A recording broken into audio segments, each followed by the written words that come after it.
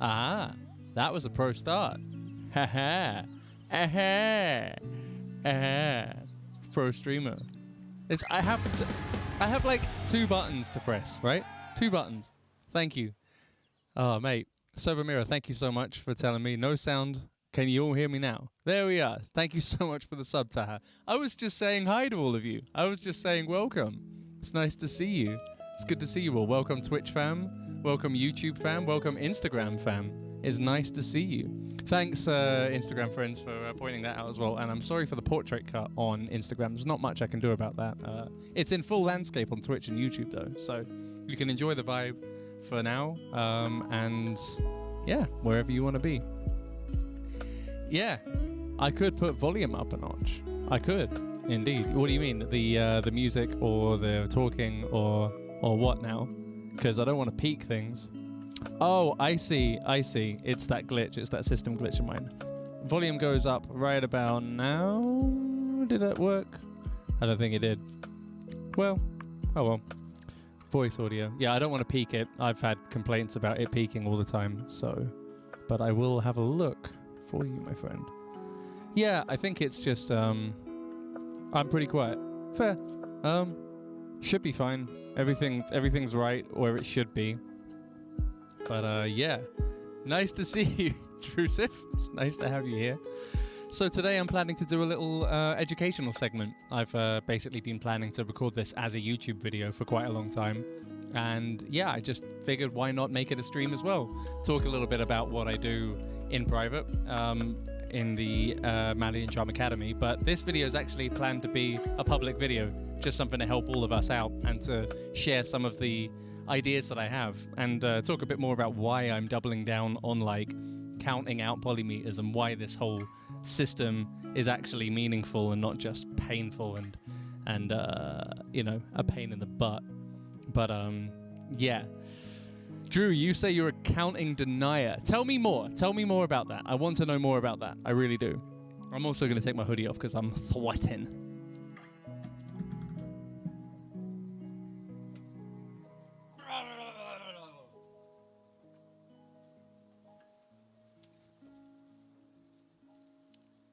That was magic. That was pure magic. That was. So, why does counting suck so much? Just hands up if you know what I mean about trying to learn a riff and going, I need to learn this, and then it's like, which method do I even go about? This riff's really hard. Obviously, this is in the world of polymetric riffs we're talking about here. What is it about it that is so difficult for you? Because I know for a fact that the moment I'm like trying to count the riff out is an immediately a difficult process for me. I do actually have a useful process to add to that, by the way. It's not just all going to be, you know, open questions and whatnot, but let me sort something out here. That should make things a bit better. There we go. That's nice. Right, let's see. Chats on Twitch and YouTube are up front for me at the moment. Let's check this out. Counting Denier, name of your next band. Counting sucks. Everything is just 1-1. You're so right, Nikki. It's one measure of 7/8 and a short 3/4. And you're trying to count it and you're finished. Yep, shout. Because you're trying to learn the riff in that moment, right? And then in the learning process, they present it as the numbers. That's always gonna fail. Like literally every time. And I'll go more into that in a bit. Mad Dano, if you want to, this could help you. If you can't count them, if you can't count polyrhythms and you've just given up trying, I can hopefully lead you along the path a little bit. Peter, the random notes. I guess what you mean is like the things that don't fit into like the structure that you have understood, or feel free to divulge in that more. Patrick, my absolute legendary student from Malian Drum Academy, has said counting sucks because it actually makes it harder to play the damn thing. You're totally right. You're totally right. But one of the things I think I've skipped past in our teachings, in all the lessons we've done personally and on the academy in general, is the actual method to like how I incorporate counting in the first place.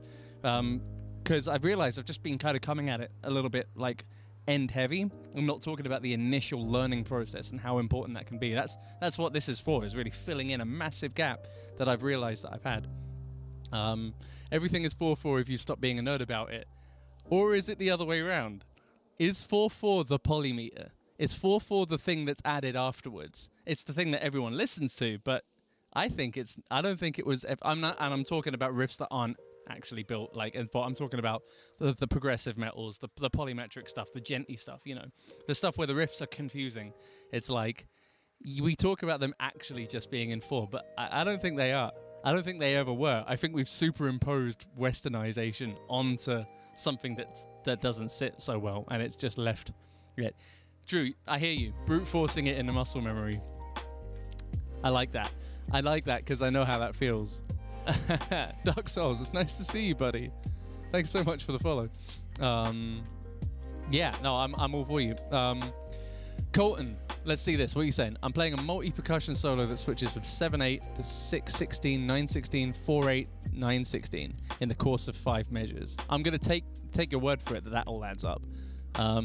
It seems broken. It's impossible to you unless everything is broken down. Is there a melodic context to those countings, or is it just like, is that part of like the song's accents? Is a really important question I have for you.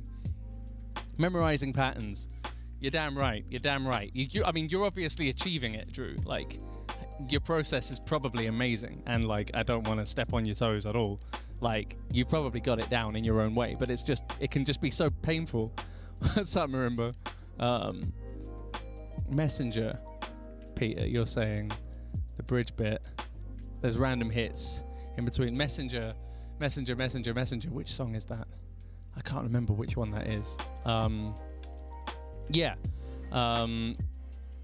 Yeah, no, you're right, Drew. I mean, this really depends on if you're a guitarist or a drummer as well, because focusing on how the riff is built is one step, and then learning how the riff is played, if 4/4 has been overlaid over the top of something complicated, then that's a different thing. It's like adding that meter on top of it and having to count the two at the same time.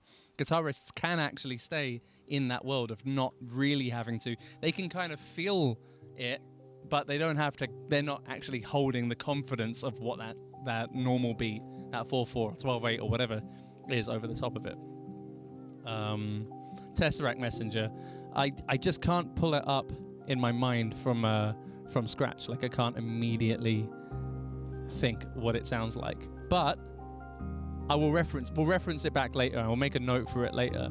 Let me just do a thing, because that sounds interesting. But yeah, I have some things planned to go through. BH Buzz, nice to see you, buddy. Marker. So, right, let's talk a bit about how I'm planning to go about this. Right, so, and also just see David is saying on YouTube that learning by feel and how it sounds, when you count, it stops feeling natural. I feel you so much. I know exactly what you're saying. Panos, I need someone else to tell me to just stop overthinking it, honestly. 90% of the time, I'm just overthinking the shit out of it, and it's not actually, like, getting there. So, yeah. But let's talk a little bit about the process that I have, that I've been really trying to reverse engineer a little bit, just to talk through with you and to actually make sure that I'm coming at it the right process. So, you're totally right. Between the examples I've heard of, coming at counting too early and not integrating counting into the process in like the right moment. I think if you try to start out with numbers, you haven't got music, you've just got maths, and maths doesn't sound very inspiring, but maths can be inspiring in music if it's got an emotional tie-in. But it all starts and ends with listening and really becoming familiar with the sound of these things. So, for example, yeah, for real, like, it's a thing, isn't it, Panos? But yeah, so let's say guitarist just sent you sick riff to drum along to, or it doesn't have to be just for drummers. You know, you could be a guitarist, your drummers just sent you this pattern, And what they've done, if they come at you with a group of numbers, is that they've gotten it down, and then they've come and they might have had some numbers in their head as they created it, but that doesn't necessarily help you as the learner in that moment. And that's why it sucks. You're presented with this information and like this key to unlock it, but the interesting thing about unlocking that riff with that key is that there's no way that lock is ever going to fit the key that you're being handed. It's just the two aren't going to marry up, because there's nothing that's going to accomplish. It's just not going to open a door, or at least if you do open it, there's going to be nothing at the end of it, because those numbers have to link into your memory. They have to link into your fundamental understanding of the riff, and then the two have to be linked somehow.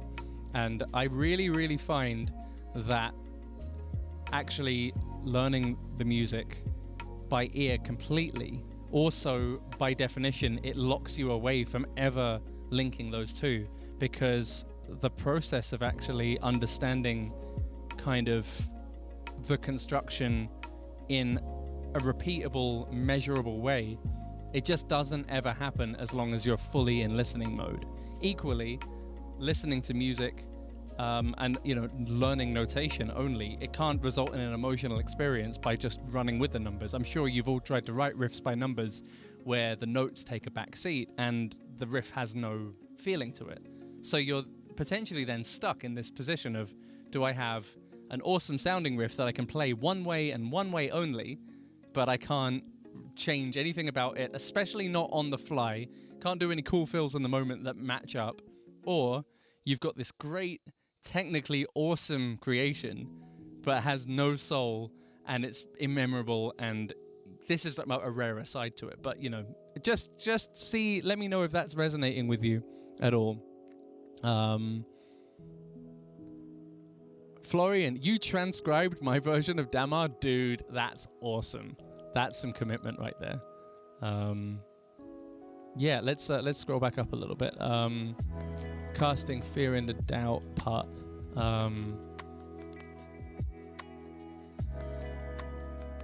Yeah. So what I'm thinking is that I'm gonna essentially, I want to try and help you to find a way to get to the point where you're comfortable with the numbers, but in a way that doesn't suck. Because, to clarify, I think there's no ifs or buts or anything about how difficult the counting process can be if it's just listening and brute forcing, as you say, Drew. It really is a difficult process, brute forcing the riff. And I think it's also necessary to a degree. When you're actually learning the complex part in itself, that's when you're first becoming familiar with the sound of it. I think there's a few ways that we can go about that to actually get it into our brains and get it into us. But I'm curious to hear how you will do it, for sure. How's it going? I don't think I've ever really counted through Lateralus, but yeah. What you're saying there, though, David, about just jamming along until you accidentally come back on one, I think that's kind of part of the natural understanding of the process, is that, and this is something I find really interesting, I do find when I'm listening to this music that I do find a marker that helps me to remember where I am in relation to another part of the riff that I remember. And it might not be, time might not matter at this point, but melodically, I might just remember that, like, another part of the riff sounds similar, and it's kind of like my identifier. And I'm like, when I hear that, the next thing I'm going to hear is that thing, right? So I don't know if that happens to you when you're listening to it, but for me, when I'm breaking it down, it's just, once I start to feel familiar with it passively, I start to attack it actively.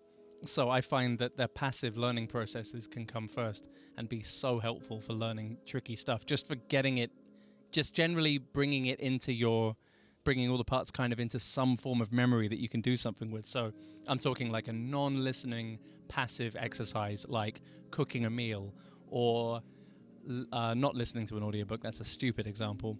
But like playing a game with the volume off, for example. Like I play Call of Duty Zombies a lot to switch off and just to relax. I know it doesn't sound right, blasting zombies' heads off to chill out, but it works for me.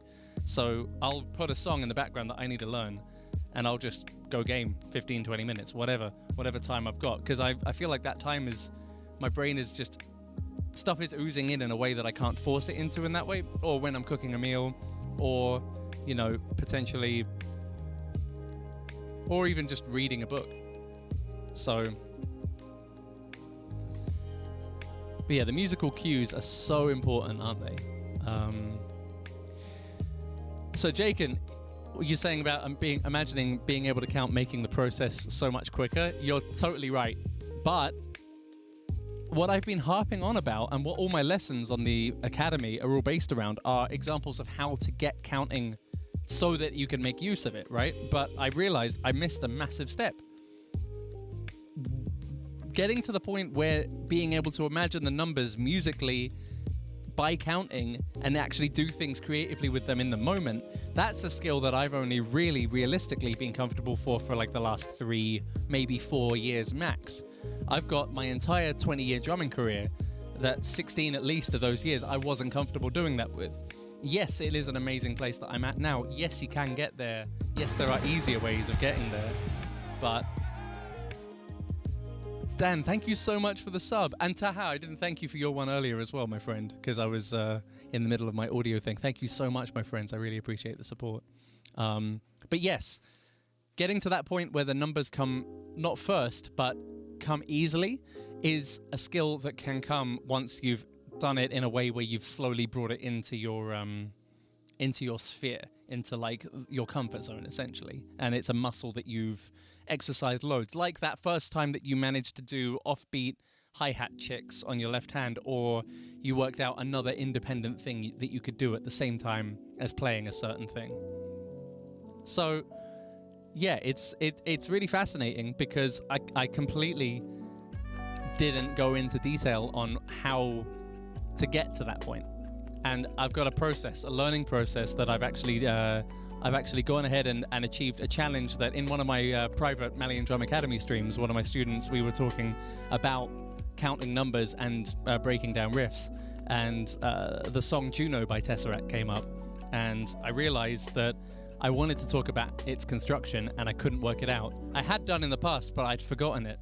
And so when I wanted to do things with those numbers, I couldn't, because I couldn't remember it. And I was like, well, if I'm going to ask my students to work on any kind of challenge, I've got to be ready to do that as well. So that really like spurred me on and made me feel like, you know what, I'm gonna work that one out and I'm gonna come back to you. And then I realized it just fit into this subject so perfectly.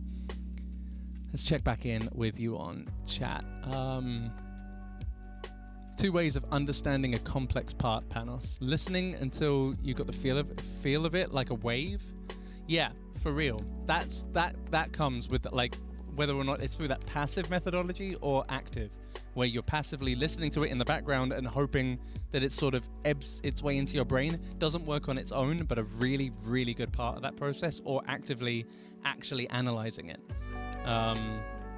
So yeah, you're saying as well, Panos, finding those key hits or points where you can recreate due to muscle memory. Yeah, like building, like working out what happens between point A and point B, no matter how far away or what. It's usually we sort of can start to put these things into our brain like one note at a time. So yeah, and then breaking it down and zooming into the math side of things. Yeah, for sure. Patrick, any tips for a beginner drummer? My friend, you've got an entire world of music awaiting you. I'd say there are techniques that I feel are super important to get down early, but I would just recommend you always learn your techniques by practicing the music you love. Just stay to that, because if you're not enjoying playing the music, the techniques, just even if you're doing just pure technique work, which you will have to do, just try to find ways of fitting it into the music you love, and your process will be really enjoyable. Just try to stay within that world for sure.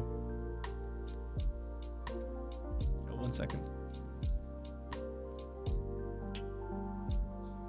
Had a little glitch on some hardware. I had a feeling that was going to happen, but it's all good. Not the end of the world.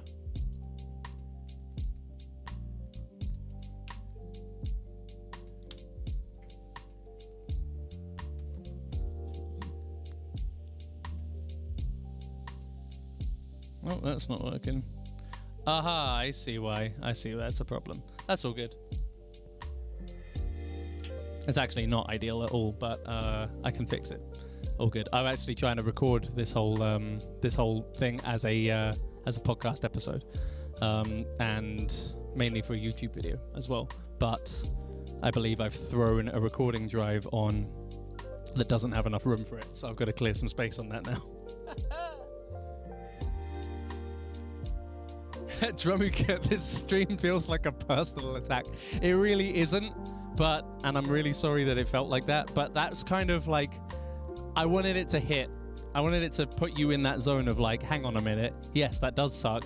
And yeah, not that I wish I could count more, but like, ultimately, what we want to do as drummers, have a think about when you go to do the thing, the crazy stuff that you want to do, or just really have fun with a riff and improvise and get free with it.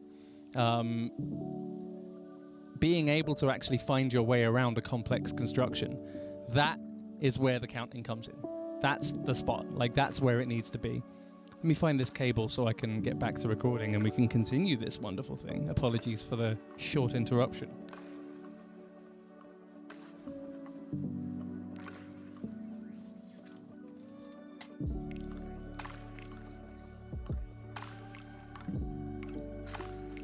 Ha! That was easier than I thought it would be.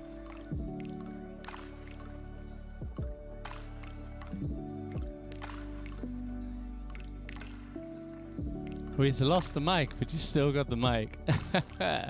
You got it, buddy. You got it.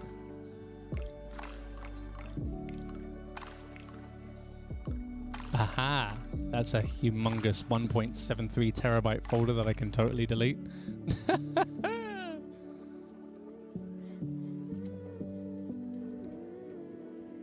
Let me do it.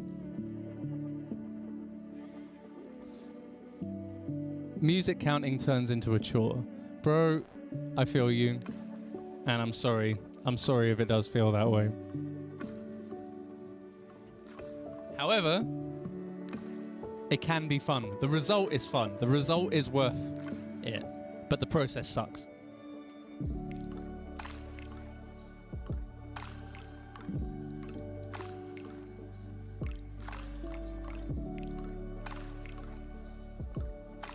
There we go. There we go. Now we're good. Now we're good. All right, we're back. We're back. I'm glad I managed to sort that out so quickly. Triple X, I love that. Right, let's catch back up with you now. Nice, you got some munching. That's wicked. Those who understand binary and those who don't, 10 kinds of people. That's nice. That's nice. I read that backwards as well in true not programmer methodology. For real, the payoff is totally worth it, but I love that, Julian. The payoff is why we do it. You've all seen examples probably of my playing of flair and flow inside a complex part, and it's something that has not come easily. It's something that's insanely painful to get to. However, it gets easier the more you do it. But the counting process shouldn't just be in, like, you know, it shouldn't just be brute forced instead of learning the song normally.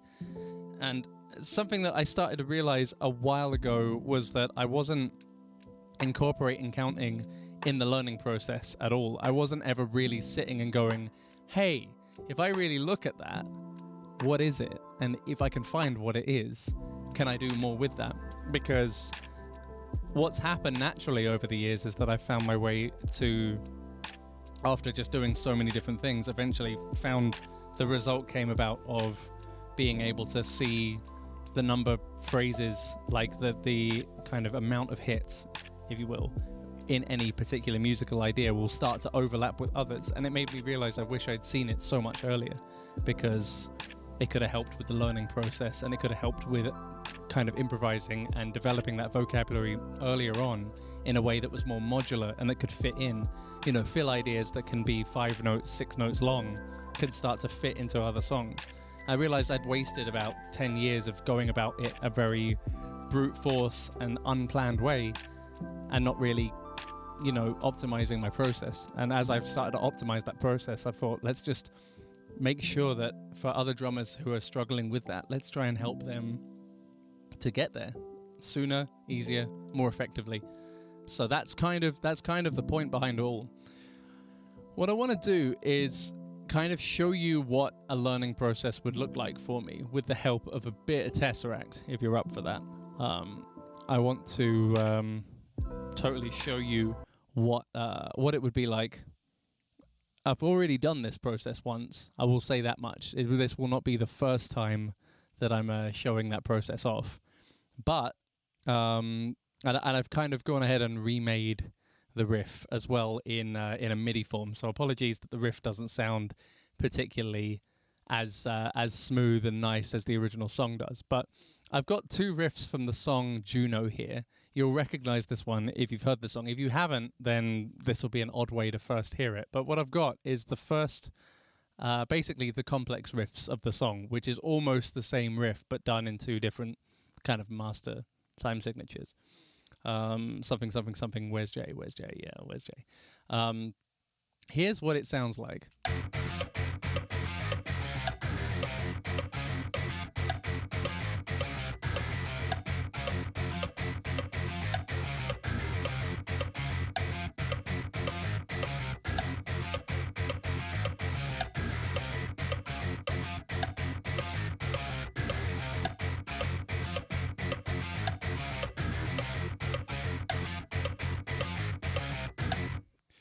So that riff's a nightmare, right? I see you already saying it, Dan. My nemesis riff.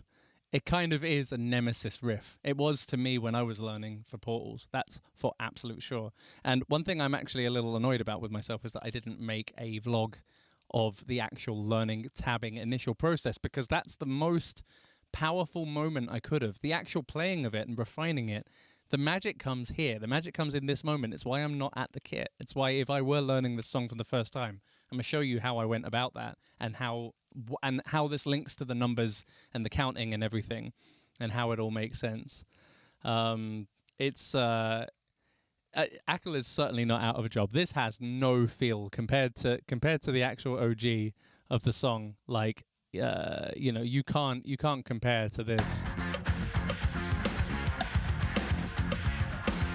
You just can't. The way Ack grooves is like, that man is never going to be out of a job as far as I'm concerned. But yeah, I'm sticking with my stems for now because I actually can like analyze it with MIDI as well in a way that we couldn't normally because we've got construction related stuff in here. But like, basically, the first step would be familiarizing, listening to it in the background loads and loads of times, so that I get, you know, I kind of subconsciously know what's coming next, even though I don't actively know it. But then at some point, I'm totally going to have to go ahead and do a process of learning the song.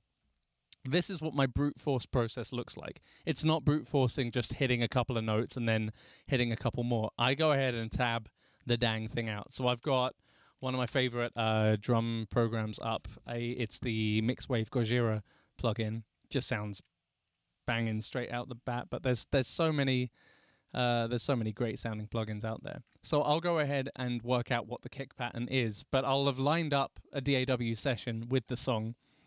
This will, of course, like this kind of requires you to already have rudimentary DAW skills to bring in a song, work out the tempo, build a metronome track along to it, or just have it in parallel where the two aren't synced and you're just working out the drums in a separate world. But that's other stuff that I want to tackle in more content on the actual website that I'm making up.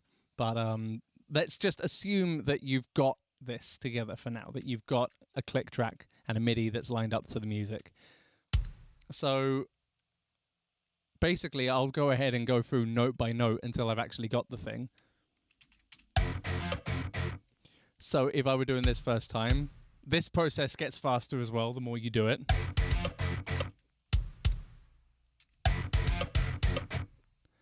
And we'll just keep rolling with this until we've got the whole thing down. Boom, it. So we're not working out how it's built. We're just trying to marry up with the accents for now. Am I any good at guitar? I wish I was better. I really do. I'm working on it all the time. This is my primary method for going through pretty much anything. I don't really know a riff until I've done this. I don't try to sit down with it until I've done it. Sometimes I can kind of do it in my head. I can do that more now because I'm visualizing this process. But I feel like the drawing of notes digitally or physically on paper, but papers, there's some things I can do here once I've got it written that you can't do with paper. So that's why digital, I'm always going to be a kid of the digital age, but that's because I'm dyslexic and I prefer digital tools. I always have done. So really this method only really needs you to tie into the listening part of your mind where you can just listen to your subdivision. Let's say it's 16th notes. So we've got 1, 2, 3, 4, 2, 2, 3, 4, 3, 2, 3, 4, 4, 2, 3, 4, 1 E and a 2 E and a 3 E and a 4 E and a. We're actually just listening to one group of 1 E and a 2 E and a. It doesn't matter how the whole thing's built. Just to transcribe it, you can just go. You can, if you can't get through like listening through the whole thing. At that point, you can just do that. You've got it. You can then go on to the next one.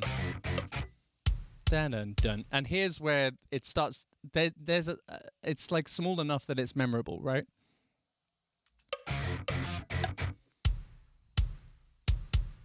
And I'm doing this in this way, and it's making me forget the riff as well. I'll make sure that you're aware of that because otherwise, you probably wouldn't know. Nikki, was this how I learned most of the stuff on Stasis? No, I always remake the MIDI anyway because I have to do it my way. I literally have to rewrite it to learn it. I can listen to it a ton, but I don't truly understand it until I'm doing it my own way. So that's kind of why I'm doing it this way. It is a pattern that repeats. I'll get there, Marimba. This is for the benefit of those who haven't gone to that point yet. For those most of us here who don't know what this riff is, and this is just an example of that process, but listening to it.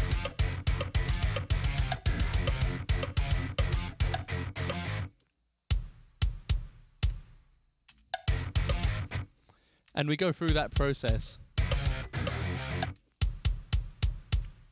And then at some point we start going, hang on, this sounds familiar. Like if we take away the click.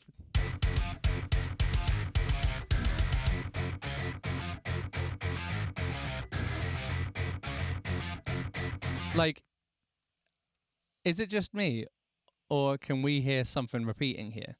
Because when it's in the context of everything happening all at once, I couldn't necessarily actually hear that loop point. And this is where, when I was in that session with my friends Patrick and Craig over on the Malian Drum Academy live stream, I couldn't just immediately show them what I would do with number groupings because I couldn't bring them up in my head. I had to go back to this process in order to actually work out what was going on.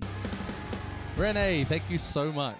I appreciate that, my friend. How are you? 31 months. That is no joke. Thank you for the support, my friend, for such a long time. You ruddy champion. So, what I started to do was what I would suggest, if you're ever hearing that there's something repeating but you don't know where it's happening, you have this amazing benefit having just written out these kick drums.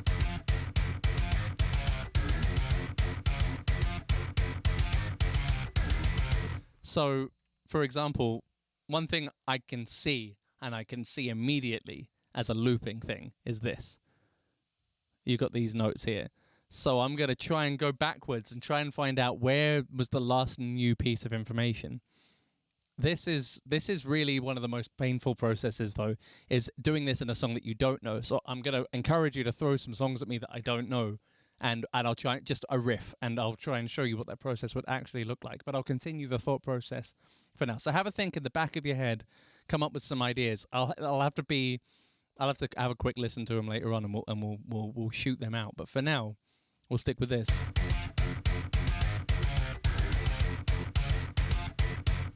So, like, the first thing I can hear that sounds like it's repeating before that is... And visually, you can kind of look at it, and you can drag it back over onto anything else, and you can just see, does it actually fit?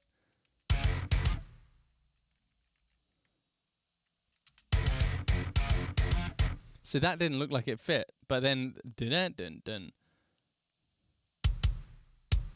Eventually, you can drag it over and find an absolute match and be like, oh shit, hang on a minute, that matches.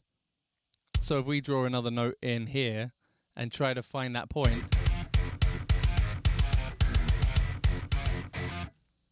this took me a while, but it turned out that it was here.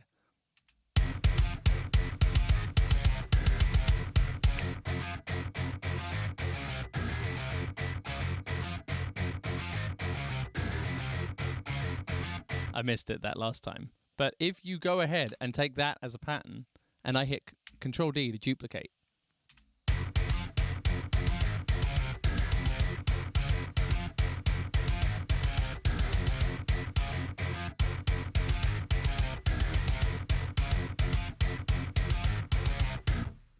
and then at a point, and I've done this already, is that this section actually just stops there and then the loop is cut and it becomes a new repetition. That's something you have to work out as well. How long is this section lasting for? And it's an interesting thing because riffs usually that are built in a more polymetric method are not only played with 4/4 superimposed over the top, but their structure is linked to something like that. So yeah, that's... But as I saw you were saying, Louis, earlier, that you used to write riffs like this.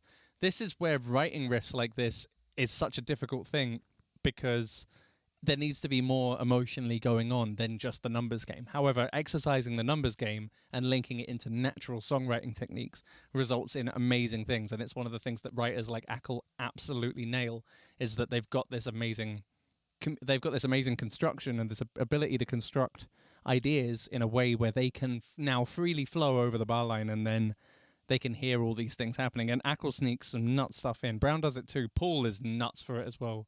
Chimp Spanner, he does some mental stuff with it.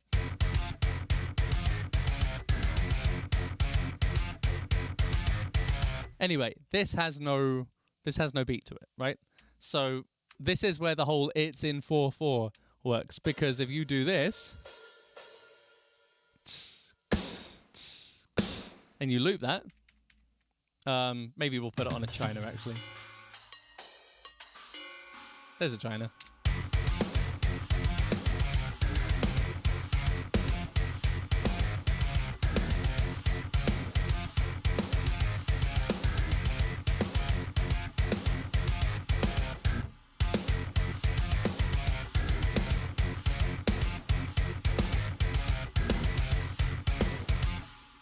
There we go.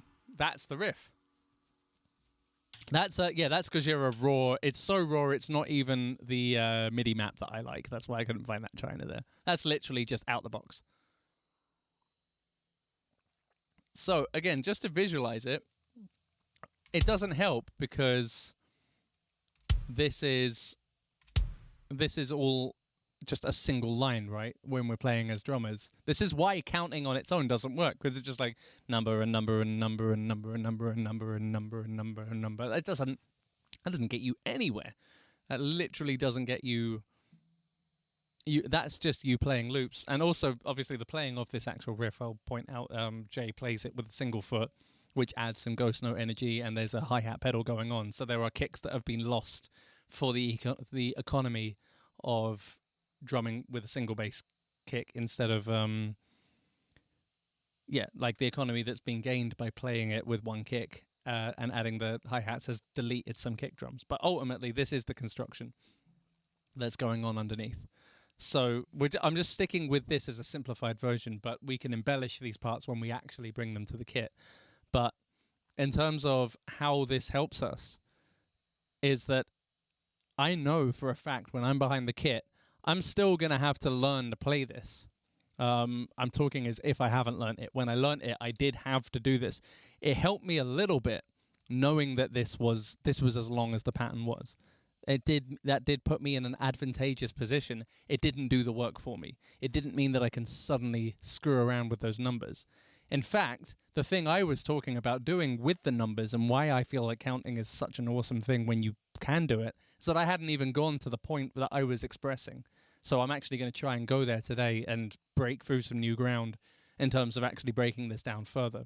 But for now, I'm just confirming to you now that I'm saying that whole process, there hasn't really been much counting. There's just been notating, trying to work out a loop point. That's hard enough as it is, let alone actually working out what's going on within that or how many notes in total this is. But I don't feel like the total here, I don't feel like that matters. I don't think that helps. How many notes even is this? I mean, it's, you know, in terms of how long that note is. And I've just switched it to a different notes back again. There's, what is it? 1 bar and 2. No, I didn't pick the loop. 1, 2, 3.5. So that would be 6.5 quarter notes. So 13/8 is technically what the riff's in, but that's not the kind of counting I'm talking about when I'm saying that the counting when we should be doing more of it. Knowing that that's in 13/8 has gained us absolutely nothing, because how many phrases do you know that are in like eighth, even just a 13/8 like passage that's useful? For one, you're not going to fill for 13 notes in a row.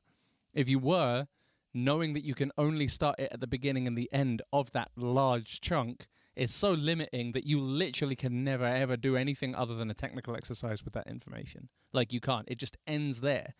And that is where I feel like we've all gotten to. Like, we've tried to work out what's going on in here. It hasn't resulted in any good sounding information. We've ended up having to go back to other things and try other things around. So counting is bad and counting sucks and it doesn't help at all, is the conclusion that easily comes out from that. But what I want to develop and show you is that actually this process, that's not in fact what I was referring to. If that resonated with you, of course. If it didn't, then that's understandable. But when I'm talking about counting being an amazing thing that we can do, it's only to actually gain what's going on underneath the hood in this riff. And yes, in this case, the riff's so complex, it's not going to help you learn it in the first place. It's a separate process. However, what I'm talking about is how long are all the accent, the distances between kind of what we as musicians perceive as like accent points. How is this built up in terms of segments that we naturally understand?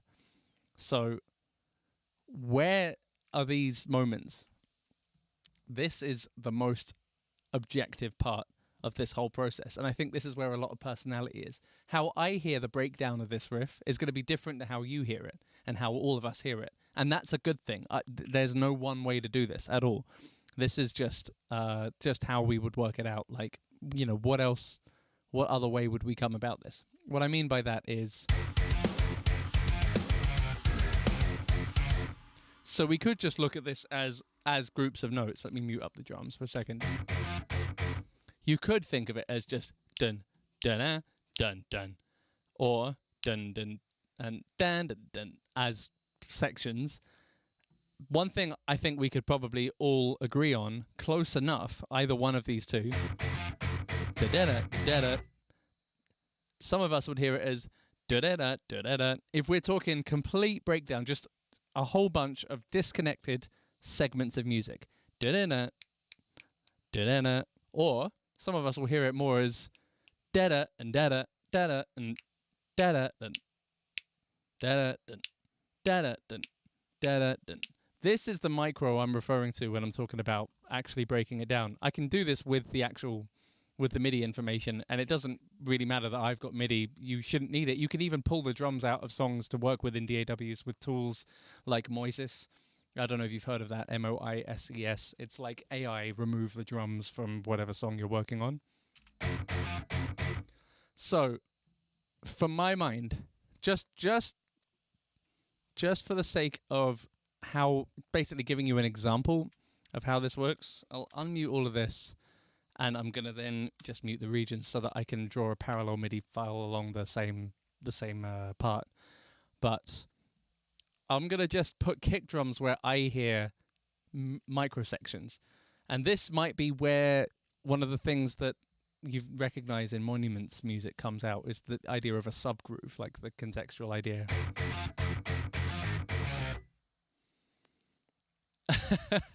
True. Malian Drum Masters Academy, so that my acronym could be MDMA. My God. Where were you when I was branding that? Where were you? I love you, Drew. That's beautiful. My God. So, here's how I would hear it. If you were doing this process, I would encourage you to try and break it down in a similar way, but find the things that the pulse points, the accent points that define this process that make sense to you. Dun, dun, dun, dun, dun.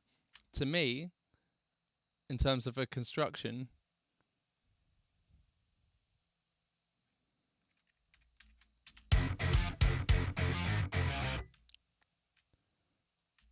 I feel it more as that high note.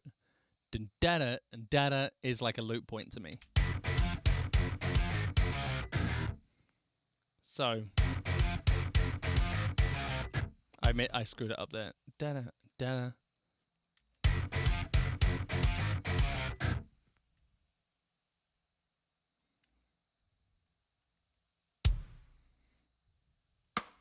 Oh.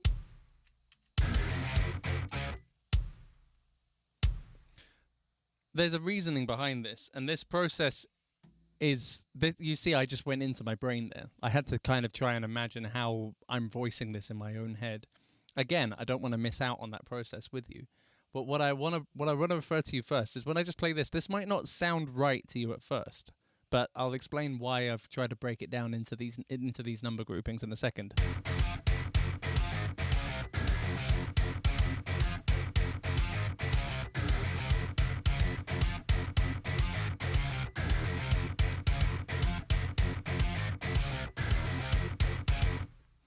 So this process is just to work out the length of, like, the amount of time between accents that we have to work with, which this then allows us to do things with that information.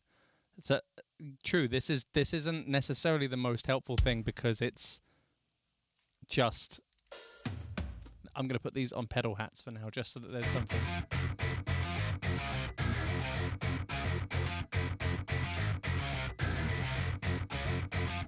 But we could totally move those accents in here. They do sound a little odd being on like the high notes, which have an accent vibe to them, but because of the stop-starty nature, da-da-da might be more appropriate. So these are coming forward a little bit. This probably makes more sense from where... This will make sense more in a minute as well.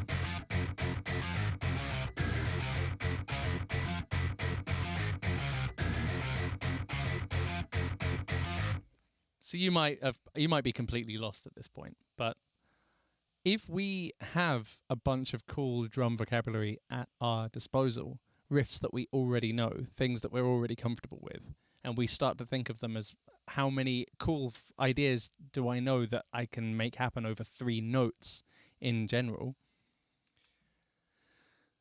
For example, even if it was just turning it into some kind of, because this is where there are like infinite ideas around what we can do with what we can do with that. For example, this is where infinite possibility comes into my mind, and this is where I try to get on the drums. Let's say I'm doing as much as I can. The form of it is going to be like hand kick if they're 3 notes. Gaga dun gaga dun gaga dun gaga dun ga. If they were just, you know, if we were just filling out like fills that we all know, right, left kick, I feel like on 3 notes is something that we all know.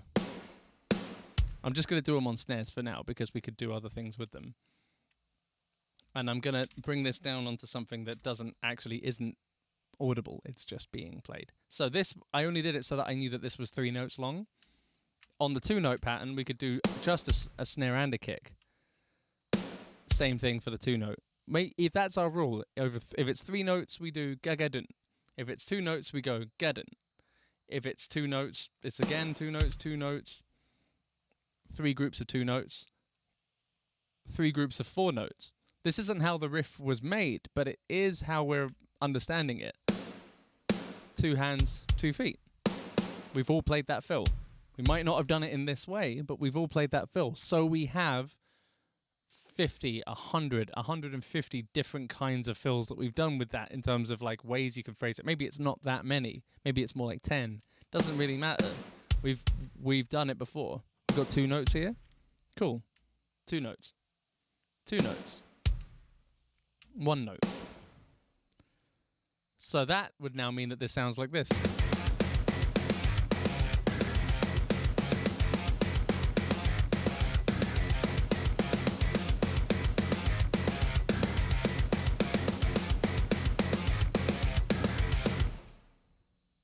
This is not necessarily the result that we would want from it, but it's just one example of how there are only 3 fills in here. There's one. No, there's 4. Something that happens in 1 note, something that happens in 2 notes, 3 notes, and 4 notes. It's very, very tricky. But if you are breathing this, if you're super familiar with these note groupings, then and this is a big one, if you have practiced ideas over note groupings in other ways that displace. This is like such a complicated example, so it's a hell of a way to come at it. But for example, let's take this into let's just adjust it a bit to make it sound a little bit more like how it should. One of the problems was that these didn't always reflect what was going on in the guitars, and it always needs to reflect what's going on musically.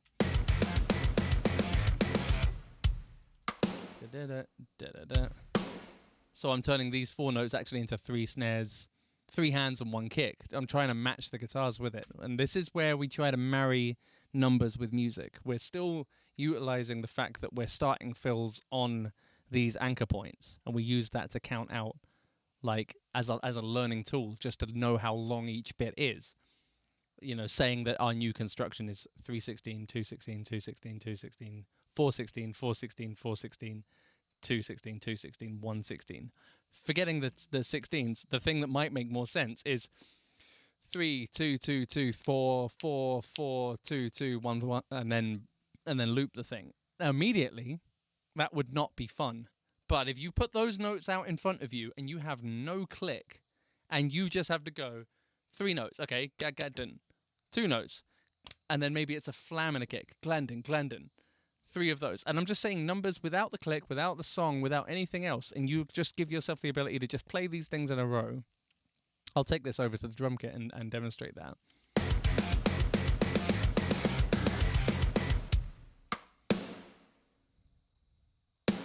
It doesn't really matter because, again, writing in programming is tricky because you have to kind of go back to what a drummer actually would do. And the best way to do that, I think, would be to just actually demonstrate by doing, if you know what I mean. So I'm going to just show a few examples over on the kit of what I would do with that information, and then we can bring it back round to some other things, and we'll just see if this is kind of coming together for you, if this is starting to make any real sense at all. What do I want to do? It's going to be box. We're going to want to do... I know what I want to do. Nope, not those. That one. Yeah, nice and out of focus. Let me fix that.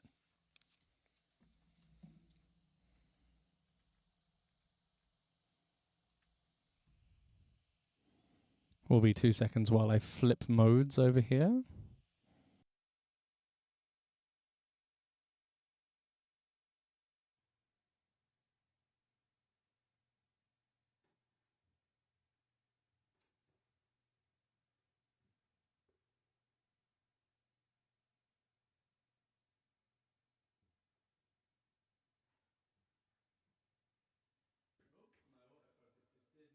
Yeah, this will be a full mod.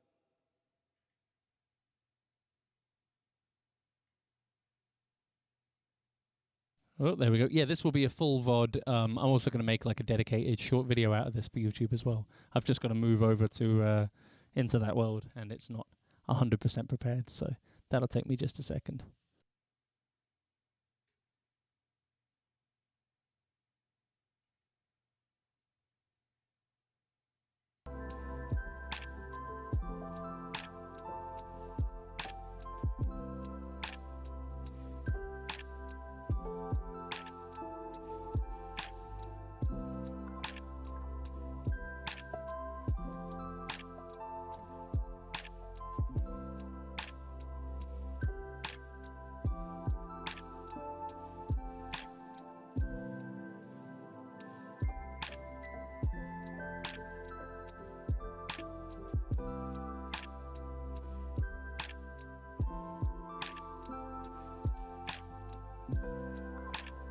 There we go.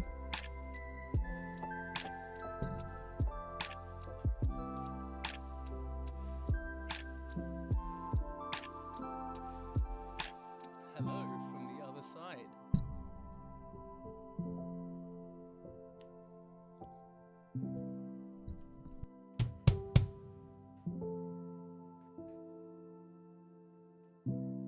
So, let's talk a bit about how that helps us. Let me see if I've got that music button unlocked down here. Yeah, there we go. Nope. Yeah, there we go. All right.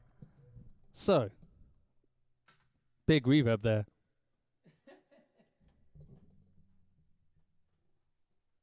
Let me explain why I think that this is really important and why when it comes to the kit, if I have those numbers in front of me. Right now I've got them in MIDI form, but what I would probably do, if I were going back to doing this for the first time, I'd be looking at just writing out the numbers. 3 notes, and then 2 notes, 2 notes, 2 notes, 4 notes, 4 notes, 4 notes, 2 notes, 2 notes, 1 note.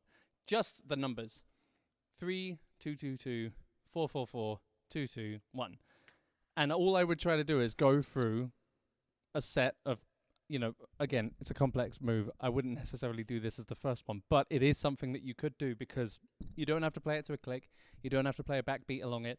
You don't have to put it into context. You're just working out how that part of your mind would work, right?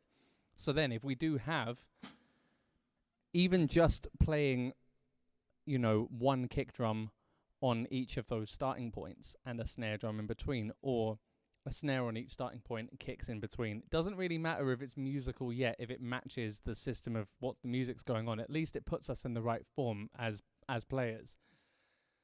So as a 3 note, as I wrote down, like, so we could literally just go flam as our start and then kicks.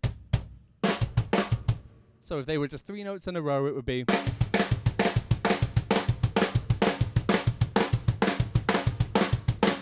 But it's not. It's made of nut stuff. So this new construction we've got, let's say 2 notes, we'll just do. So if we got 3 and then 2, 2, 2, it would be 3, 2, 2, 2 as one line. Now, at first, that doesn't need to be completely tight with itself, but the goal is to eventually make it feel really nice and comfortable and equidistant. Not necessarily to the click, but just make it go 1, 2, 3, 1, 2, 1, 2, 1, 2. And then our 4 notes. Why not just do the classic metal? So if we've then got 3 of those next to each other. Hey, nice one. I'll come back to chat in a bit. It's on a different screen. So once I've demonstrated this idea for a little bit, I'll move back there. But yeah, so let's say we got 3, 2, 2, 2, 4, 4, 4.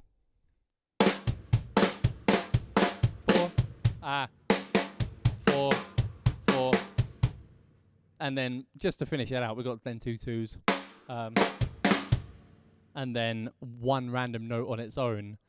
We could do something different with that if we wanted to. Maybe hit a tom. Or just an extra kick. It doesn't really matter, but we'd have to do something with it. Let's just say it's a tom for now, because it's just weird. So, just as a row of notes, not thinking about how it is in the music.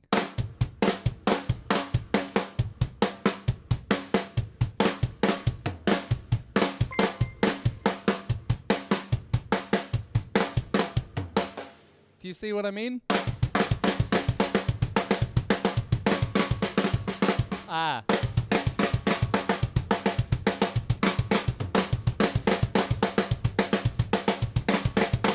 Obviously, it's a really complex way of doing it, but if we have a listen to the song, if we eventually work ourselves up to a point, we wouldn't do this that crazy on the first time round. But let's say we were. Let's say this was the first time. We're going to pick other examples soon.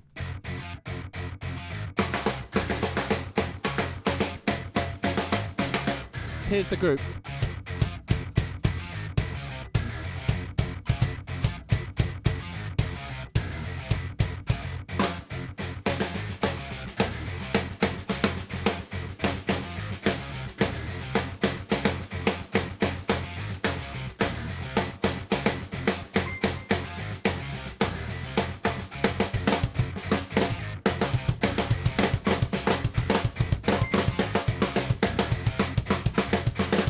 Oh, I can't even do it. This is why I was saying this is going to be like the big challenge for me, but picking this with easier music is definitely the way to go. But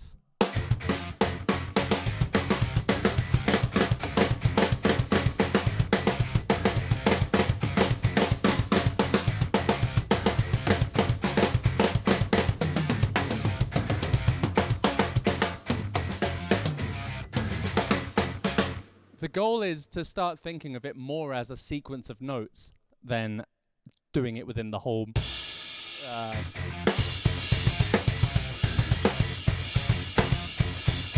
Because we don't have to think about polymeters. If we can just do that.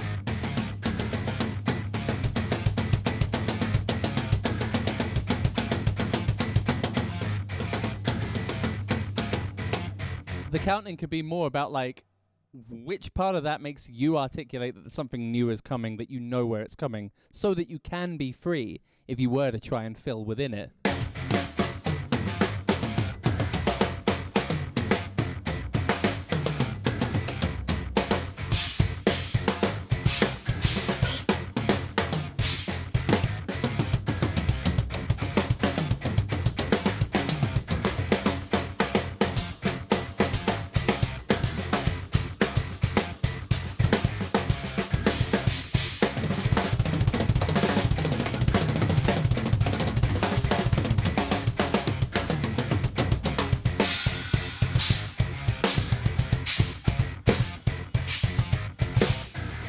So a few things to talk about coming out of that. I just took that to a few different examples, but I'll bring it round so I can see what's going on first. Oh, Will rated. Damn, I had a feeling because there were a few follows back to back. Hello, friend. Hello, friend. Oh, hang on. Didn't press the button. Oh no! Now I can hear me. Hello, Will. You raided. You legend. Oh, and I was away from the computer playing the music at that time. Aw, thank you so much, friend. How are you? Welcome, my dude. Let me back up a little bit. So yeah, I was trying to count it out loud as I went. By the way, for those who are just joining, if you haven't seen me before, my name's Mike. I'm a drum educator and session drummer, and also the drummer of the band Monuments. I play progressive metal and all sorts of cool things. I sometimes do other things alongside that, but yeah, for the most part, I'm just having a lot of fun over here. Yeah, it looks like I got a problem with my recording again. Hot diggity dang, looks like that's a waste. Oh well.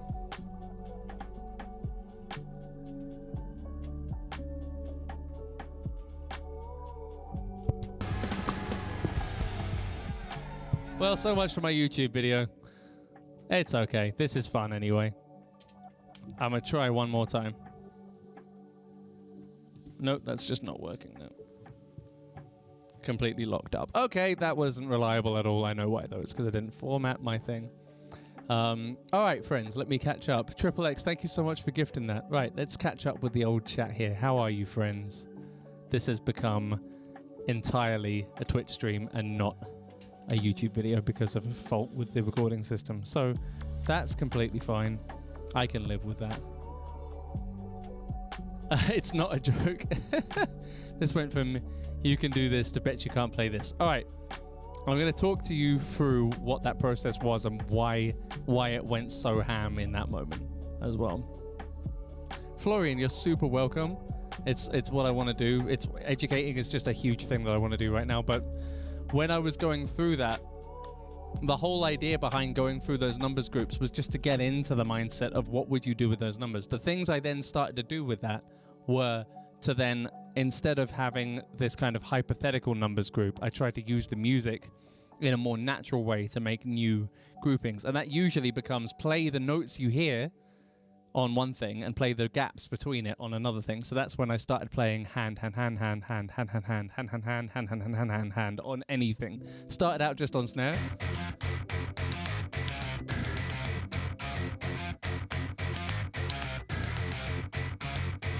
And fitting in the kick drums in between. So and continuing on like that. That then turned into what can I do with that process? And that's when it started to become the real form for me. This was all just kind of getting into that place and trying to demonstrate how you would get there from that beat. But the reality is getting there tends to come better from the kit than it does in digital. It's just getting the riff into your mind in the first place. That's where sometimes just having a look at the number groupings can really help. But this is where I say that there's no right or wrong, and it's a completely objective process in how do you hear those things. It's just once you've got those groupings down, once you've got that construction available to you, you can then start to have some fun with it. As to what you do with it is a huge other step, that all in itself, because there's just a million things that you can do with those things, which is what I started to demonstrate with that. If we use each note grouping that I came up with in that moment, the get it, if that becomes a beat all of its own, delete that fake one, and we'll just go ahead and show you what it would sound like if each one of these accents you just cycle between kick and snare. You get this subbeat.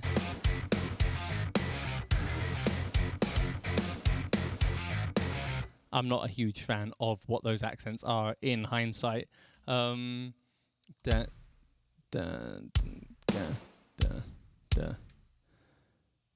What feels much more in my musical realm of what I would try to demonstrate is dun dun ga dun dun dun dun dun ga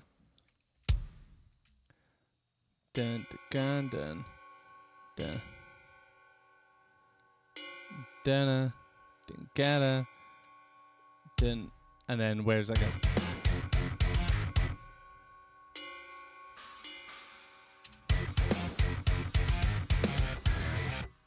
Dun dun dun. Dun, dun, dun, dun. So like this isn't just to make a beat that is complicated for the sake of it, but it just, if you were to make a sub beat from it,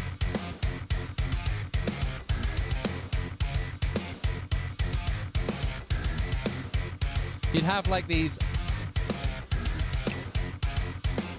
it really, and again, it kind of has to come through improvisation, because it becomes very stale when you hear it the same way.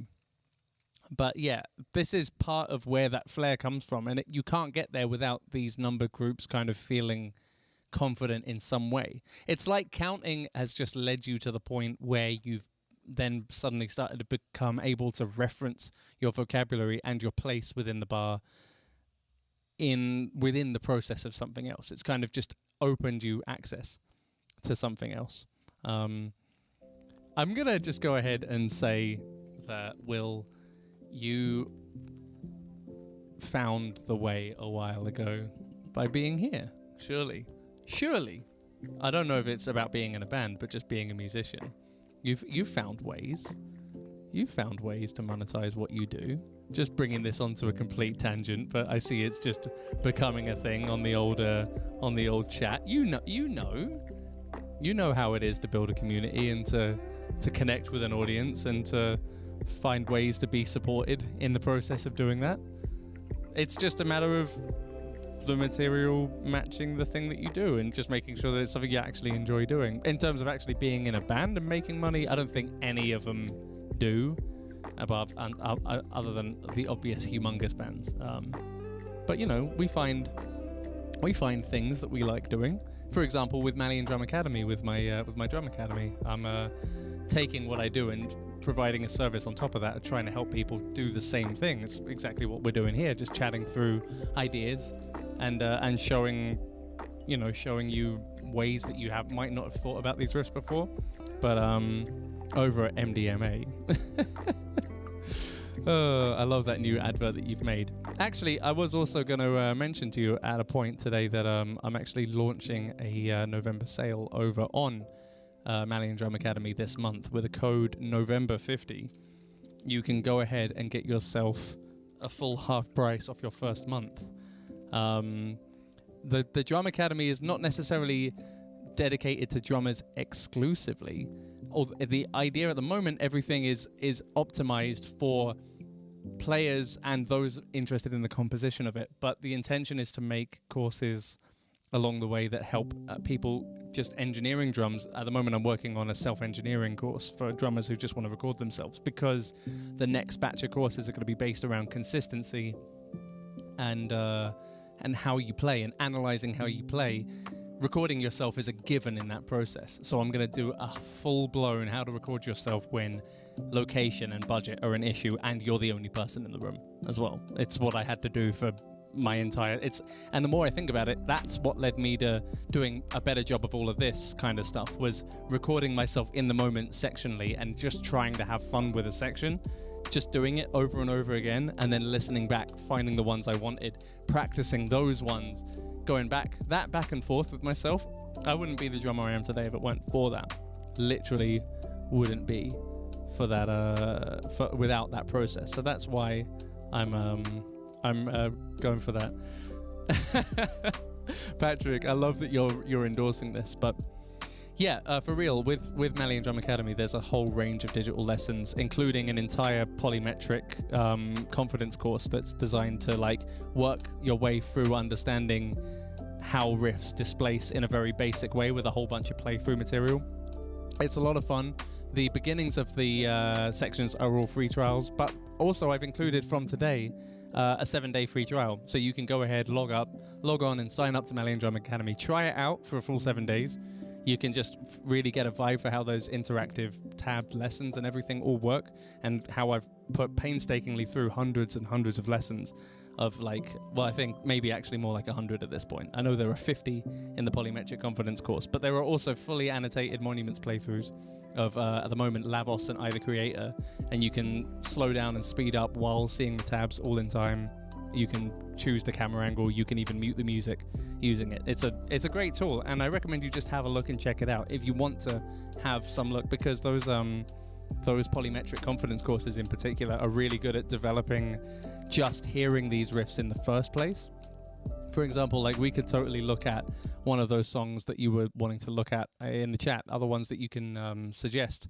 I can show processes that of how those riffs are kind of worked out, but I know that I'm going to refer backwards to how I got to that point of even hearing those displacements kind of on the fly, and remembering that it kind of comes through learning easier ones and then moving on through difficult ones. Part of the problem with the actual music we like listening to is that pretty much everyone who's releasing it has made stuff so complicated it's really hard to get started with. So it's meant to sort of soften the journey and give you something to work upwards from there.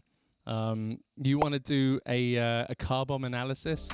Bro, that's just too much. That's just too much. We could do something. We can do a song. I would like to take care, Marimba, by the way. Thank you for the follows as well. Grubby Gibbo, Indoor Bass. Been an absolute pleasure having you here. Chris, thank you so much. Zach as well. You champions. You're talking about Absalom, Phantoms by Meshuggah. Let's see. Throw your song ideas out. I think I've actually done a bit of a Meshuggah one already on the course. Actually, in the Developing Polymetric Confidence course, I did a few examples of bleed actually in there. We're not done yet, though. If someone wrote a dissertation on I bet that's amazing. I actually would love to read that.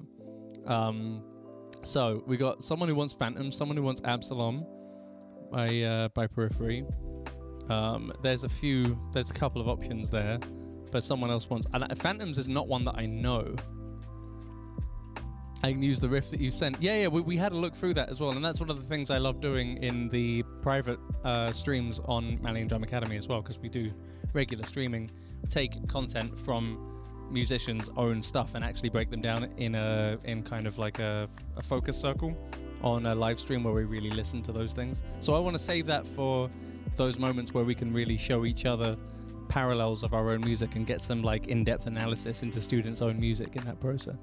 You wrote your master thesis on Meshuggah as well, Florian. That's amazing. Amazing. That's actually incredible, man. I mean, it's incredible stuff. There's so much to it. There is so much to it. Let's there's some Meshuggah love in here, so let's go for it. What's a challenge? What's a challenge-based stream if not fully challenged? Let's have a look. Let's go Phantoms.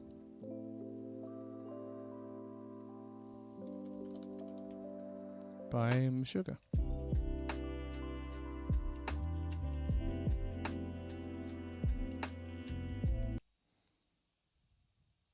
Oh, it's from Immutable. Ah, yes. I have been listening to this one a lot. I just haven't been looking at the names.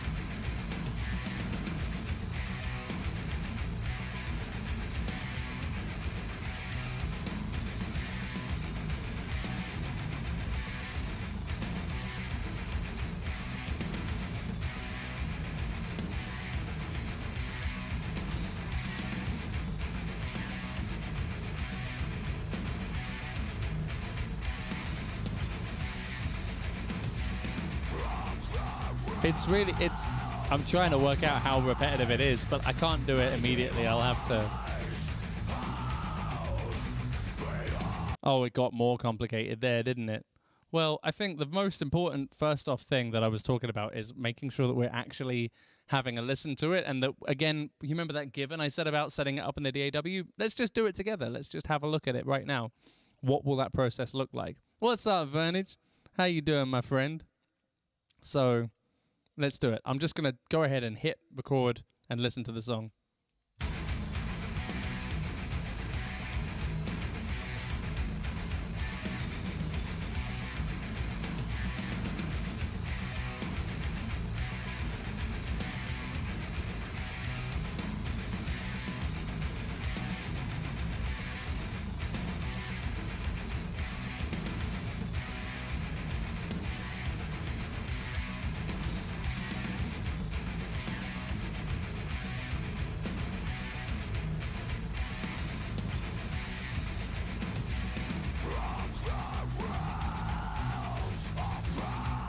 So I'm going to stop it there because I have a feeling that that was long enough and that there might be like a sub change that's going on. But yeah.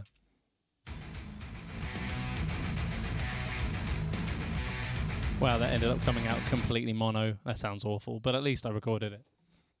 I am not distributing it. It's for educational purposes. I won't be keeping it. But you can take your copy from iTunes and you can do all sorts of stuff with it. You can, it was always doable. But in the process of working this kind of thing out, I think I have, here we are, the beat calculator.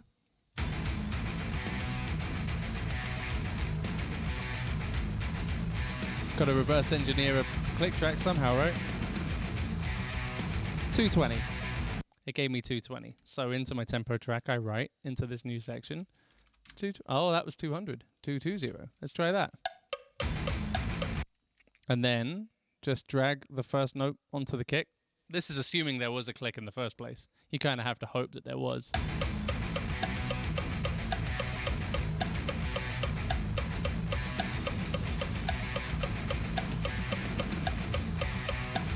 God, it's so horrible listening to it in mono. I literally just can't. I think I'm going to have to go ahead and do this again. And anyway, more listens is always good, right? It's because I said it's a mono in. There we go.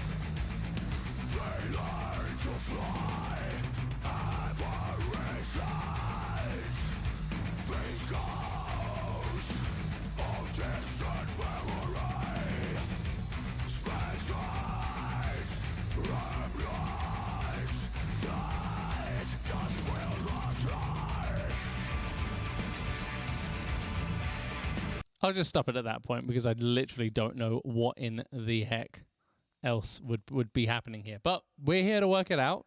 I'm here to show you that I'm not too afraid to try. And if I can give this a go, you can try out things that you're afraid of doing too.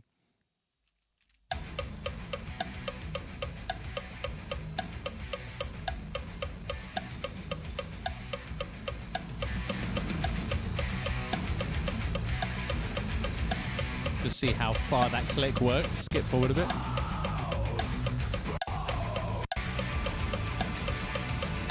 It's all in time, so I think we're good. Right. That process of working it out, what do you think? What would be your way? Would you go about it kick by kick? Would you just try and work out the length of the notes? I feel like I could save time by just trying to work out what everything is, but we'll get ourselves a full-blown tab while we're at it. I think I've worked out what's going on in the back of my head. I think there's an interesting thing going on where there's a different polymetric construction going on in the melody than there is in the rhythm. This is really common, and it's something that I've delved into inside, inside my own courses. I've tried to keep the examples that I've written for everything within the academy to be, to not actually be too nuts in terms of having notes that move out of phase of the bigger construction that's going on. But let's see if we can find a loop. Hey! We got an aviations fan in here. That's fucking awesome. Berno, it's lovely to have you here in the background, by the way. Do point at me and yell, "Oi, it's 9," by the way, because I'd love to remember, and I don't always look at the fucking time. Let's go to the beginning of this. God, this is long. This is going to be a while. Well, that's the wrong fucking... We've immediately got the wrong subdivision. So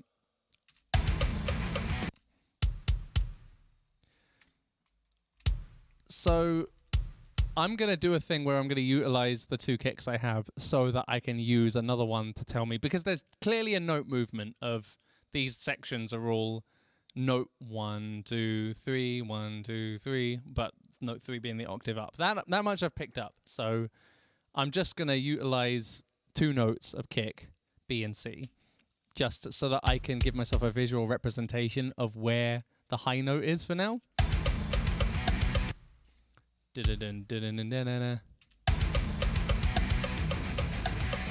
And again, there are only going to end up being single kicks in the end of it. I just need to understand the riff first off.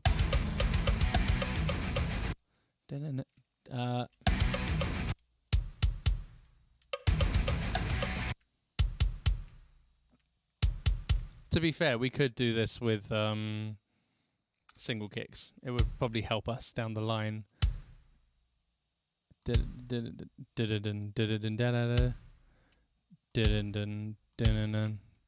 Work it out.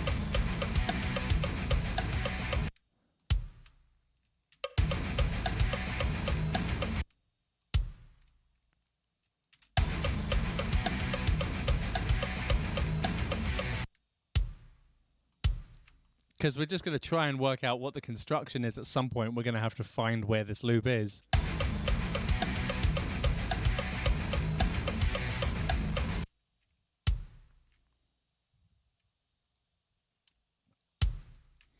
Maybe we'll actually just equalize the kicks out, because I have a feeling the notes are going to be different. So to see the pattern...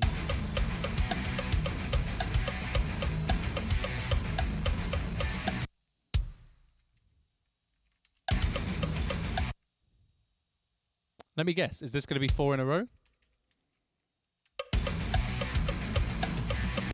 We found the pattern. Just like that. Do you see it emerging? Do you see that? This group of 4 notes and that group of 4 notes and my guess? Let's just test it out. 1, 2, 3. Gap 1. Gap 1, 2. Gap 1. I have to make sure these are actually the right length as well, 3 notes each. Let's just have a listen.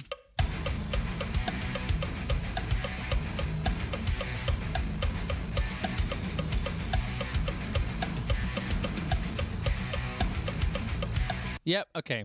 This is what I thought was going on, but I thought it was way more complicated than it was. So, what I've worked out from this moment is there is a loop point in the rhythm at some point, and I'm going to count backwards from the thing I recognize, this group of 4 notes in a row, to find the original loop point. So you've got these 4, you've got 2, you've got 1. These 4, these 2, 1. That's our loop. That's our point. What they've gone and done, though, I'm almost certain, is that they've got their 3-note cycle, and they're then going through and just letting that note cycle continue over the bar line. So let's have a look. That means this note's going to be different from this note. Either it'll be the next note up or it'll be 2 notes away. Put it in. It's 1 note. That means this is going to be, this will be the next first note. This will be na na na. Yep, there you go.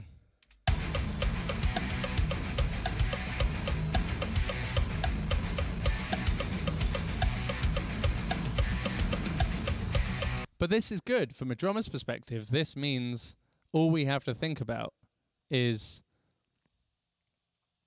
1. Well, I'm going to catch myself there. How do you count that? How do guitarists count that? How do drummers count that? And how do you communicate the ways you're counting it? Because it would be so easy, right, to just say 1, 1, 2, 1, 2, 3, 4, 1, 2, 3, 1, 1, 2. But that, it's not informative. It's really good if you understand the rules of the game deep within you. But this is something that I've been going on about, and why I look at the whole length of these sections, why I'm looking at this more than I'm looking at, or I'm trying to think in this way more than the gaps, and having the gaps be part of like the wild card, as it were. So here is what that would look like.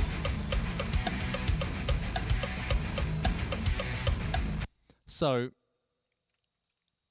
it really depends whether or not we're going to count these as 2 2s or 1 4, 1 2 3 4 in length.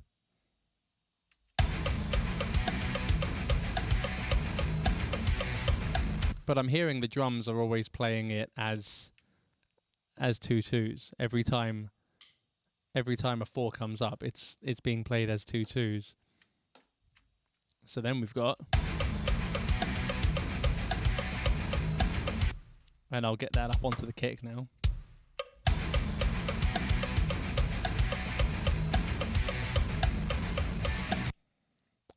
That's now our loop. Yes, Werner's going to be filling in again on the European tour.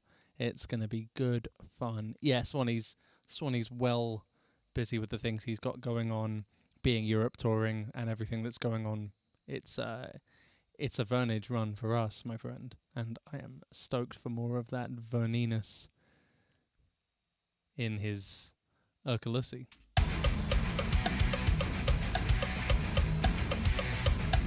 Yes, I went there. The question is, how does this help us, right? Does this look like a pattern that you can remember? Does this look like something that helps? It might help if we looked at it just as single notes and we thought of them as note heads.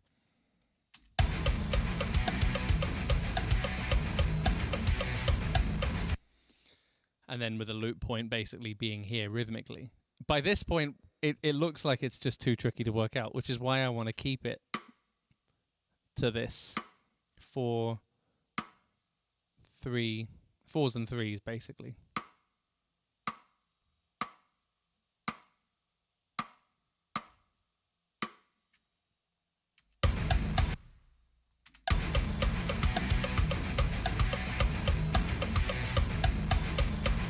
So this is the actual loop of what's going on without the snare being in mind.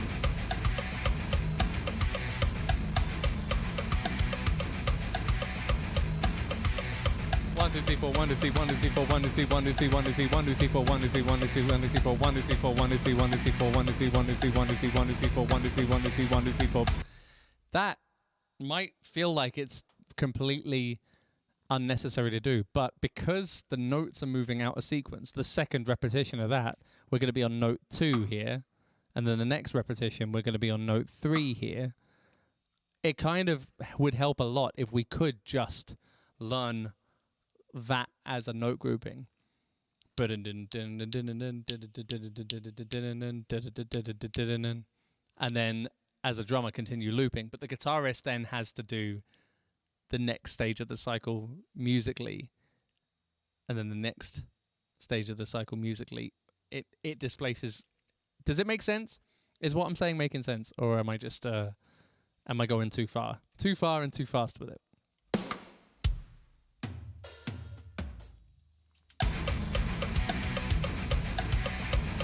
Because if we mute the song and we work out just listening to this,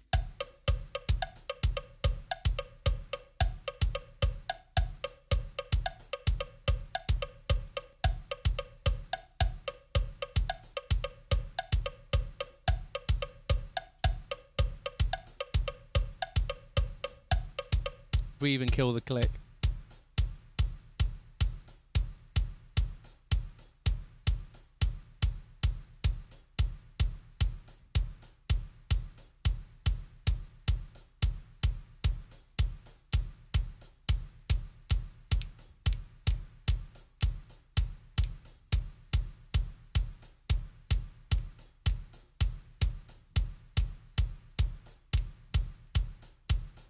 At that point, you can basically choose how you remember that.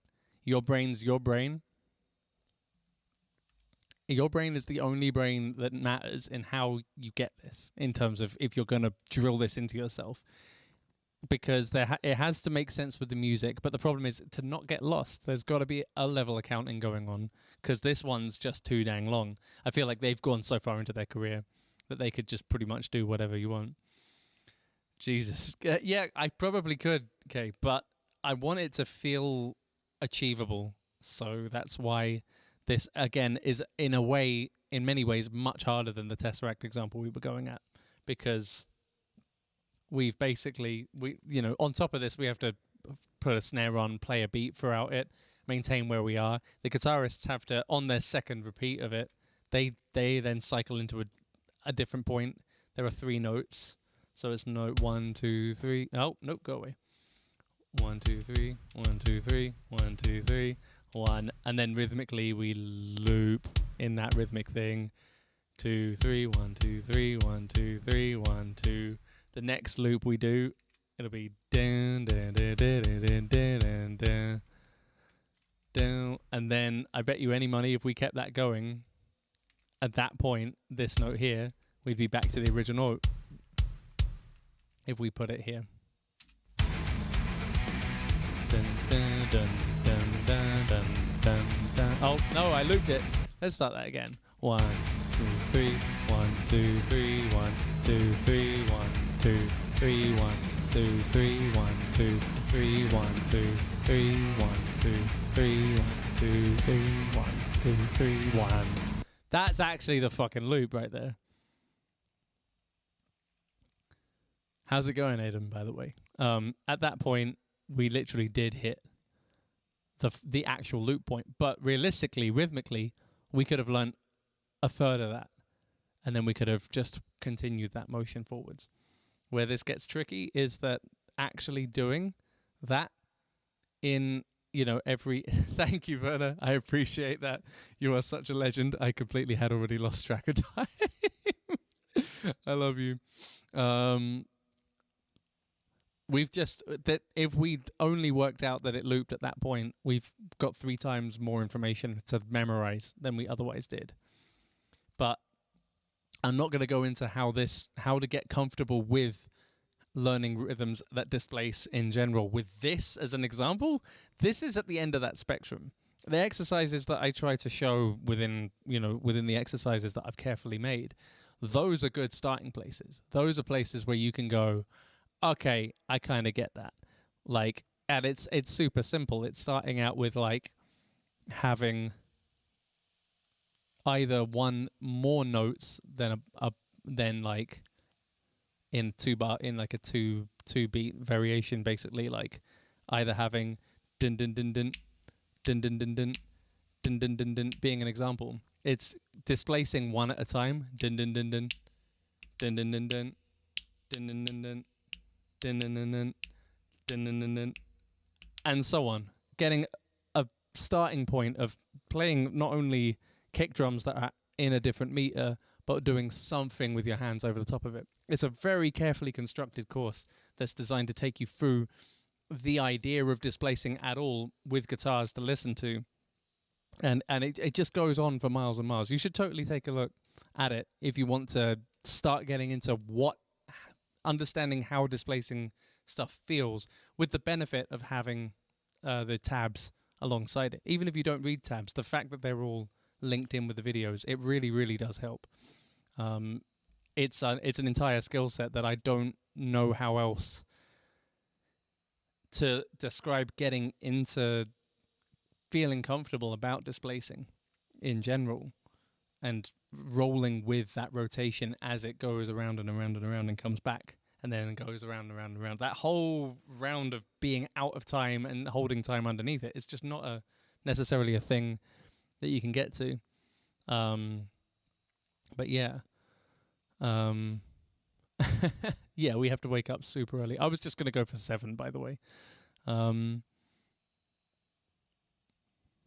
see you're talking about such complex stuff. You're talking about Coronation Street. What did I miss? Yeah, at a point you have to learn the whole piece, but then in order to really do stuff with that composition, to utilize your voice as a player, at some point you have to start understanding it at a smaller level, just to then be able to do things with it and to actually reference other things that you've learned and do things from one song to another. Someone was referencing Damar a while ago, and it's a really good example of like my performance of Damar, because that song, I learned it in a day. I basically learned the whole set in 2 days because I just hadn't had the time coming off of a Disperse tour. Got off of that, was just shedding the music and just tabbed it all out, and then went, okay, those are the hotkey points, those are the accent points. This is where I've got 3 notes, 4 notes at a time to deal with. If I'm gonna then pull out a fill in that moment, I'm just having to work within those note groups, and then I could do the same things again. But I've got to get comfortable with those note groups, like expressing them out of time against the click while feeling like I'm in time. Because that's just painful. Like I would have to sit and work on that one for a while, and there's no getting around that. Like that just needs time. But that counting needs to stay on board with that.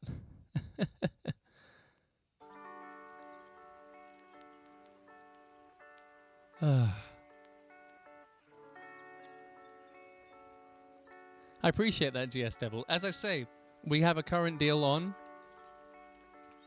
We have I'm going to be announcing it a lot more on socials very shortly, but for now it's set up for 50% off your first month and a free 7-day trial as well.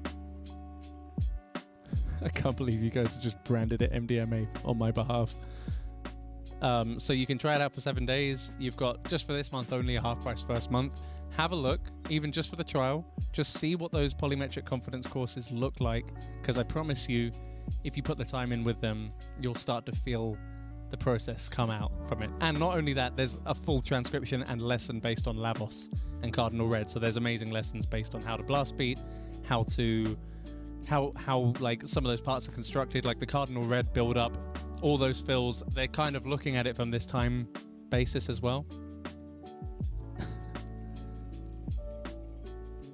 Thank you so much. All right, I'm looking forward to this. I'm going to take a peek for this whole 9 o'clock thing that I've been going on about. I'm going to take a peek at my old little messages and see if, I'm guessing I won't have what I need for it, but oh, thanks Facebook. You've pushed me onto the wrong page once again.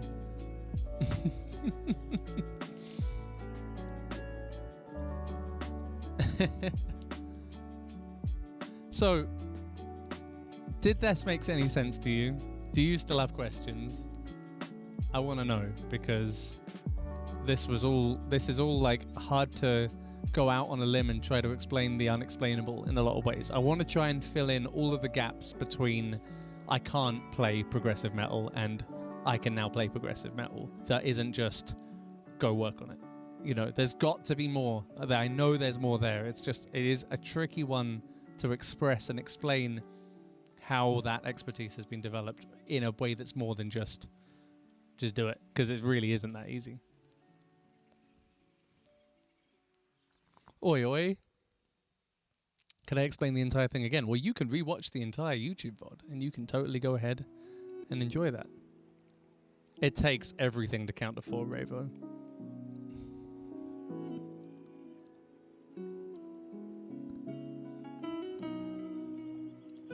Aha, I see it. I see it. It exists. Holy shit. That's fucking nuts. Okay. I want you all... I gotta save this on my computer. If you're not in the Discord already, I definitely want you to take a peek at a picture I'm about to post in there. I would absolutely love it, because this is a side thing that was happening this evening that I thought I'd just roll into the stream. There's a massive announcement about to happen, something far bigger than us.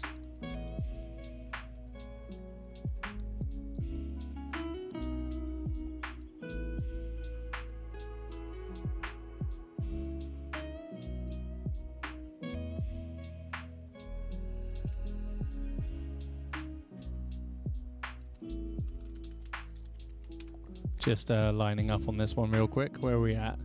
We're at 1 minute and 5 seconds. Okay, that's cool. I can't go early with this one because this is big. Are you ready for a cool announcement? Are you ready for it? Give me a crab in the chat if you are prepared to discover this. If you're not in the Discord, you'll see this start popping around on the internet immediately, but you'll get it straight from the source in this moment.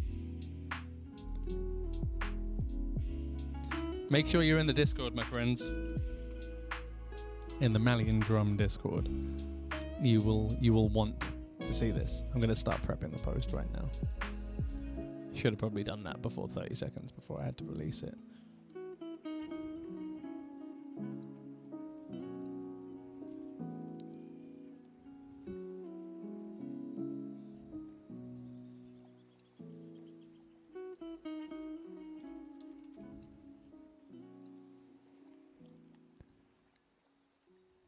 Okay, 2, 1, go. It's time. Tell me once you've seen it. Tell me once you've seen it.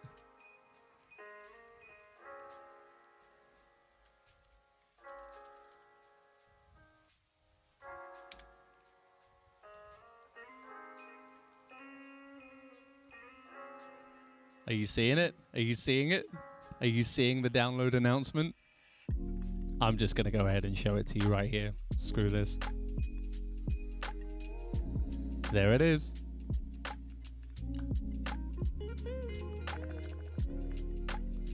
How fucking stacked is this?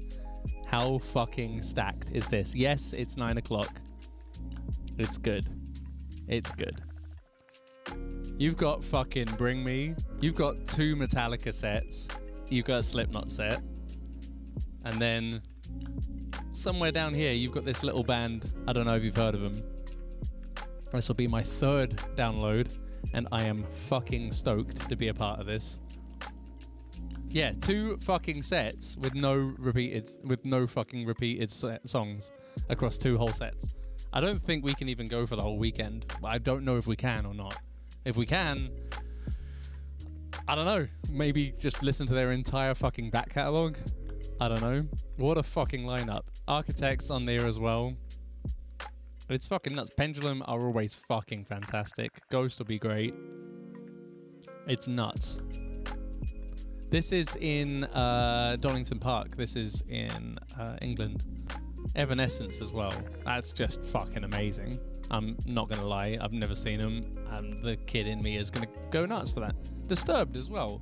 I mean, what the fuck? That's fucking nuts.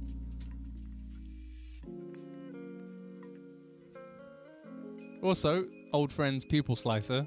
I'm sure we'll probably end up sharing the stage with them at some point. Recorded the album drums for them in this room. Josh was literally there recording those things. I was down in the house. If you've heard of Pupil Slicer, that is. They were, at the time, just quite a small local band. They blew the fuck up, and I'm so happy for them. It's pretty nuts stuff. So, yeah. That's the vibe. That was the 9 o'clock announcement done. That's all over our Discords, and I hope everywhere around. I'm going to go ahead and just share that around on the old proper socials now. I'm glad we could have that moment together, though. That was fun. That was fucking fun. Monuments at Download. Once again. Second time. Third time for me. First time was the algorithm, actually. Let me see if is Facebook actually going to let me post today. No, it still doesn't. Yeah, I still can't post to a page through Facebook. That's just the best. I love that. I've always loved that about Facebook. It's been my favorite feature of the platform is not being able to press the share button.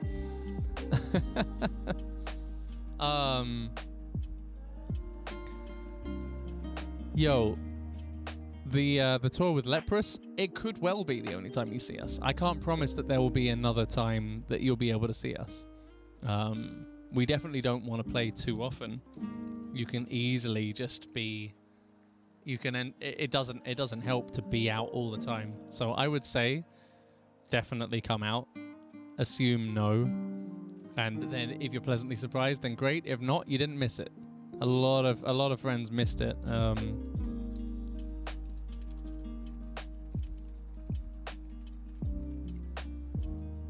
I'm just got to do the old postage. Oh yeah, I can't find my own band. There we go. On this episode of Mally and Drum Streams, I don't know how to use Facebook. I've never known how to use social media. I don't like any of it. I'm not going to pretend anymore that I do. It's all a pain in the ass. But yeah, here we go. My favorite feature of Facebook is delete that button. Amazing, Mebs. Thanks so much for picking up a ticket for that. Yeah, oh yeah, you were at the Swiss show, the one instrumental show on that tour. Damn, man. Yeah, that was a hard one. That was a hard one for us, but yeah. So, but yeah, just to round up on the musical side of things, counting really does suck, but it sometimes yields amazing results. And the more in tune you are with the count, the more the count is in tune with you. That's the last I'm going to say on that matter, because I feel like I've drilled it in a huge amount. But I am glad that we talked about it and that we shared some ideas. Honestly, it's the goal will never be to have those numbers rolling through when you're actually performing and having fun with it. It's just a tool to get you to that point. But it's how comfortable you are retaining those numbers in the field, in the process, as you stir the pot with it. It's totally doable. I've got your back. I believe in you. We can do this together. It's definitely a thing. Downloads announced. Doing things, educating people. It's literally so fun. Right now is a good time to be around. Louis, I appreciate that. It's interesting because it's such a complex subject, but how do we help each other out with that rather than just going, yeah, no, that's just a time thing. You'll get it, you know. The Monu poster of Download is different than in the Discord. Shut up. No, it's not. Don't say that. I don't like that. What do you mean?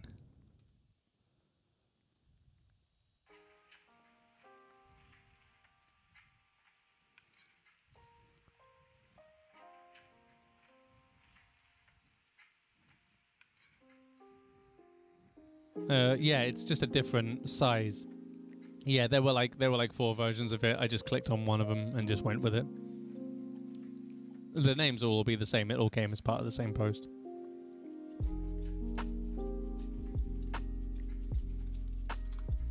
I had 4, and I didn't understand what they were all for. I think there's a banner. There's like 4 different. Oh, obviously they're all going to be. One's going to be for stories. I think I put the stories one out on there. I don't care. All right, Will. Thanks for hanging out, and thank you so much for raiding earlier. That's so awesome of you. This has been great. This has been good fun. I'm gonna go ahead and probably have a date with 2 Point Hospital and Photoshop to create some images about my new sale for Managing Drum Academy. But don't forget, check it out. As I say, as of today, brand new free trial. Go see if it helps. Go try out some of those rotations on the polymetric confidence course. If you want to get into it and you're not sure where to start, or you've tried and you've given up, just see if that process that I've come up with helps, because I've spent a long time trying to work out how to develop something that could do that job, and it's a very specific course. But I really have faith in it. I really have faith that we're doing something good there. I wasn't doing the Monuments Facebook tonight, Patrick. I was doing this. I was just doing this and my stuff. I think we usually just assign it amongst ourselves. But yeah, no, we manage it ourselves for the most part. I just was streaming tonight, but I do a lot of the posts. We just come up with the copies between ourselves. But yeah, this has been a pleasure, friends. I will look forward to seeing you again sometime soon, I hope. I'm thinking about going ahead and doing something more regularly, more, something that you can expect the time with, but just keep an eye on everything. You'll see when I'm doing the stuff. But for now, we're gonna pass it on to our friend Bart. For those who don't know, Bart from Textures, he streams as well, and he's also a metal educator, and I think he is currently combining ideas, so this is a perfect stream to raid onwards to. He's going to be in exactly the same kind of world. You'll be able to enjoy his mindset towards how he comes up with riffs and how he writes them. See if you can find a couple of numbers that make sense in there. See if you can find a reference to the counting that he might be doing that he's not explaining, and maybe ask him at some point, are you counting any of this, or is this all just natural? Anyways, it's been an absolute pleasure. Take care of yourselves, take care of each other, drink lots of water, make sure to stay hydrated, stretch it out. It's only the beginning of the week, it's going to continue to go on, but you've got this. I appreciate and love you all. Thanks for hanging out, and I will see you again very soon. Until next time, ta-ta!